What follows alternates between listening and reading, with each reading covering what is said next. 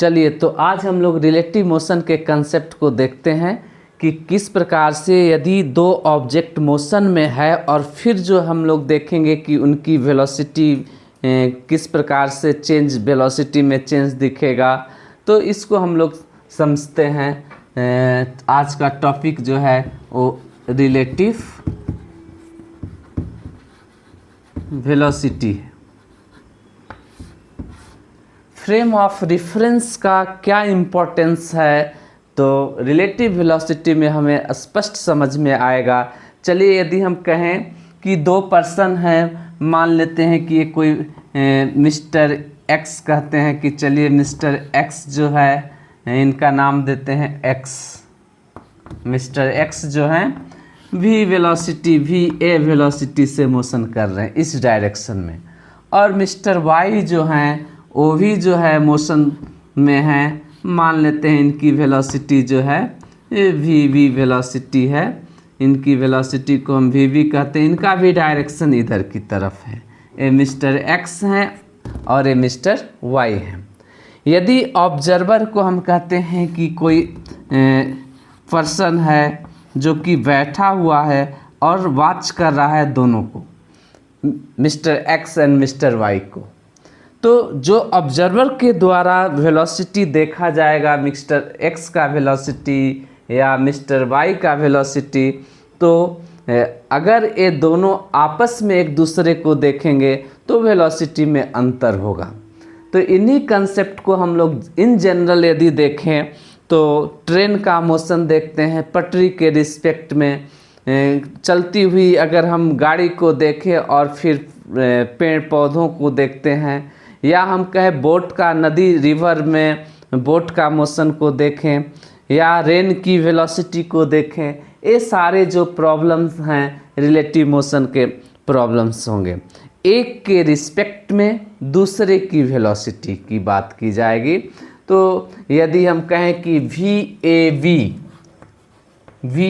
We इसका मतलब है velocity of A with respect to velocity of v।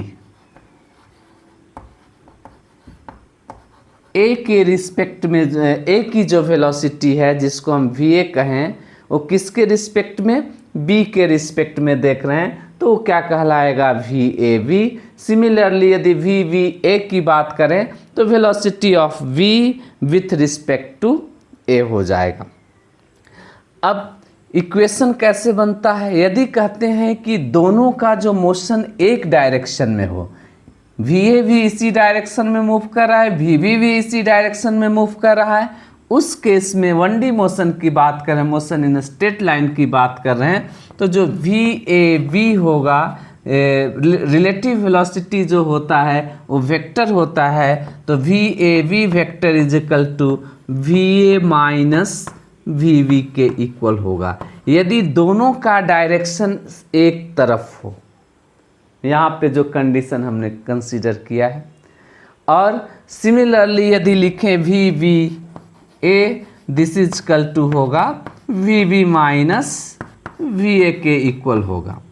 यदि बात करते हैं कि दोनों के डायरेक्शन एक दूसरे के अपोजिट हो, मान लेते हैं VA इस डायरेक्शन में मूव कर रहा है, VB जो है वो मिस्टर वाई जो है VB वेलोसिटी से इस डायरेक्शन में मोशन परफॉर्म कर देगा, then VAV is equal to होगा VA प्लस VB के इक्वल होगा। सिमिलरली यदि बात करें VBA की बात करें, this is equal to VB plus VA के इक्वल होगा। तो ये जो है कॉमन कंसेप्ट है रिलेटिव वेलोसिटी का, जिससे कि हम लोग वेलोसिटी को कैलकुलेट कर पाते हैं। मान लेते हैं कि मिस्टर एक्स जो है जो ग्राउंड पे बैठा हुआ व्यक्ति है, उसके रिस्पेक्ट में यदि हम कहते हैं VA इनकी वेलोसिटी है वो 100 मीटर पर सेकेंड है, एंड VB की जो वेलोसिटी है हम कहते हैं 200 मीटर पर सेकेंड है। ये मिस्टर किसी स्टेशनरी पर्सन के द्वारा जो है VA की वेलोसिटी को देखा गया, और यही बैठा हुआ व्यक्ति के द्वारा वी वी को देखा गया तो 200 मीटर प्रति सेकेंड से आगे बढ़ रहा है। अब इन दोनों की आपस की अगर वेलोसिटी को कैलकुलेट करना है तो चूंकि दोनों का डायरेक्शन एक है, इसलिए यदि हम कहें कि वी ए वी बराबर निकालें या वी वी ए को निकालें, v v a is equal to हो जाएगा v we minus we a, that is 200 minus 100, this is equal to 100 metre per second होगा, वी वी ए का मान होगा। सिमिलरली यदि हम कहते हैं कि 200 मीटर पर सेकेंड से जो है मिस्टर वाई जो है मिस्टर एक्स की तरफ मूव कर रहा है, यानी इस समय अब वेलोसिटी किधर है, 200 मीटर पर सेकेंड इस तरफ है, और हम निकालना चाहते हैं कि वी ए वी किसके इक्वल होगा, तो वी ए वी या वी वी ए निकालें तो v v a is equal to we v plus v a, this is equal to we v is equal to 200 plus v a is equal to कितना हो गया 100, this is equal to 300 metre per second.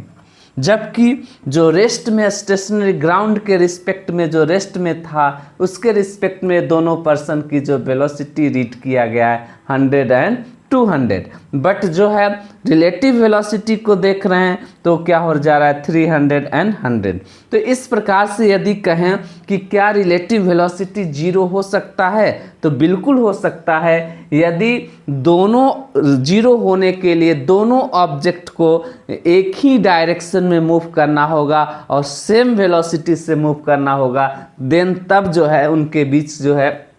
Relative velocity का मान zero हो सकता है। चलिए कुछ इसको और आसान तरीके से हम लोग समझेंगे, और ये इक्वेशन जो रिलेटिव वेलोसिटी का इक्वेशन जो हमने बताया कि वी ए वी मतलब velocity of A with respect to B, this is equal to V A minus V V, या velocity of V with respect to A, this is equal to we we minus we A, जब same direction में है। यदि जब opposite direction में होंगे उस समय जो है velocity of a v is equal to velocity of a plus velocity of v के इक्वल होगा। तो ये जो कंसेप्ट था, ये कंसेप्ट को यदि हम लोग और सिंपल तरीके से समझने का प्रयास करते हैं तो मान लेते हैं कि किसी इंस्टेंट में हम दो ऑब्जेक्ट को कंसीडर करते हैं। एक ऑब्जेक्ट को हमने ए और दूसरे ऑब्जेक्ट को हम कह रहे हैं बी कह रहे हैं। किसी इंस्टेंट ऑफ टाइम इनिशियली हम कहते हैं कि when T is equal to zero है, when T is equal to zero, उस समय ए की पोजीशन जो एक्स ए कहलाएगा वो किसके इक्वल है, जीरो के इक्वल है, एंड एक्स बी की जो पोजीशन है वो किसके इक्वल है, जीरो है at time t is equal to zero, that is initial position जो है दोनों ऑब्जेक्ट का है। हम कहते हैं कि आफ्टर टी समय किसी इंस्टेंट ऑफ टाइम या इस जीरो इनिशियल टाइम के बाद टी समय में हम देखते हैं तो जो हम कहते हैं एट टाइम टी जो एक्स की ए की जो पोजीशन है एक्स से कहाँ पे पहुँच गया मान लेते हैं, ए की जो वेलोसिटी है इस वेलोसिटी को हम कहते हैं कि वी ए वेलोसिटी से मूव किया है, और v की जो वेलोसिटी है उसकी वेलोसिटी को हम कहते हैं वी वी वेलोसिटी से मूव कर रहा है। Then x a is equal to होगा, क्योंकि t समय चला है तो डिस्टेंस ट्रेवल करेगा वी ए इंटू टी, और इनिशियल का जो पोजीशन है जीरो, तो ये हमारा t टाइम में जो है एक्स ए जो है पार्टिकल ए की पोजीशन है। एंड ऑब्जेक्ट बी की जो पोजीशन की बात करें टी समय में तो एक्स बी होगा, x b is equal to we v into t plus zero के इक्वल होगा। तो यदि हम चेंज इन पोजीशन की बात करें जिसको हम लिखते हैं एक्स बी ए की बात करें, दोनों में कितने का डिस्प्लेसमेंट है, ए एंड बी के बीच का जो डिस्प्लेसमेंट को हम एक्स बी ए से डिनोट करें तो x B A is equal to हो जाएगा X B minus X A, this is equal to we V T minus we A T के इक्वल होगा। This is the change in position B and A के बीच का जो है displacement है। Change in position of v with respect to a। अब यहाँ से यदि हम कॉमन निकाल लेते हैं t को, तो vb minus va into t, और इस t को यदि इधर लाते हैं तो x B a divided by t, this is equal to v b minus we a के इक्वल होगा, and the displacement divided by time that is known as velocity, and this is v b A is equal to v b minus we a के equal होगा। Similarly इसी प्रकार से यदि हम लोग लिखेंगे v A v, then v A v is equal to V A minus v b. यदि ऑब्जेक्ट का जो है पोजीशन डिस्प्लेसमेंट एक डायरेक्शन में यदि वेलोसिटी है, तो इस प्रकार से हम लोग रिलेटिव वेलोसिटी के कंसेप्ट को जो है समझ पाते हैं। अब रही बात, जब भी रिलेटिव वेलोसिटी को यूज करना रहता है, चूंकि रिलेटिव वेलोसिटी वेक्टर है, तो जो भी एडिशन होगा वो वेक्टर एडिशन होगा। फर्स्ट हम लोग को ध्यान देना होगा frame of reference. Frame of reference अगर हम चेंज कर देंगे तो फिर रिजल्ट भी चेंज हो जाएगा। फिर दूसरी बात, एडिशन का, जो भी वेलोसिटी का एडिशन करना है वो वेक्टर एडिशन होना चाहिए, इसको भी ध्यान में रखेंगे। चलिए हम लोग एक एग्जाम्पल से देखते हैं रिलेटिव वेलोसिटी के कंसेप्ट को। तो अगर मान लेते हैं कि कोई जो है रॉकेट है या हेलीकॉप्टर या कोई,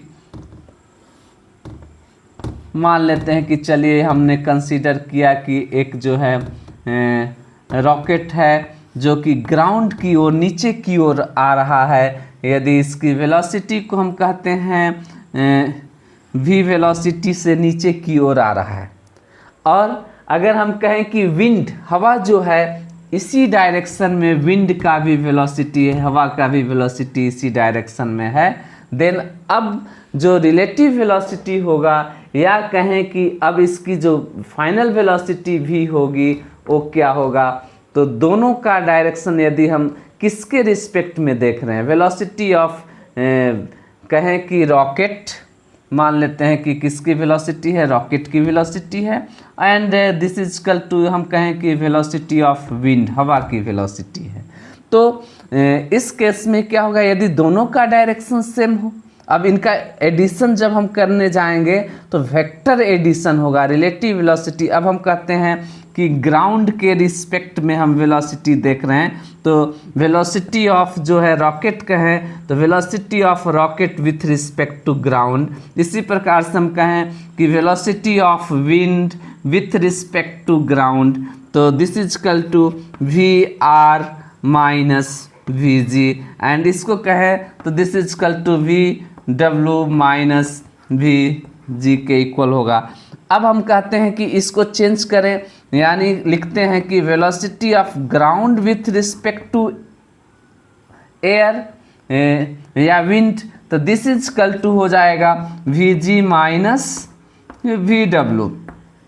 अब इन दोनों इक्वेशन को ऐड करते हैं, यानी v r g plus v g डब्ल्यू, दिस इज इक्वल टू क्या होगा, यहाँ से देखिए अब दोनों इक्वेशन को यदि ऐड करते हैं तो वी जी से वी जी कैंसिल आउट हो गया, this is equal to V R minus we W, and this is equal to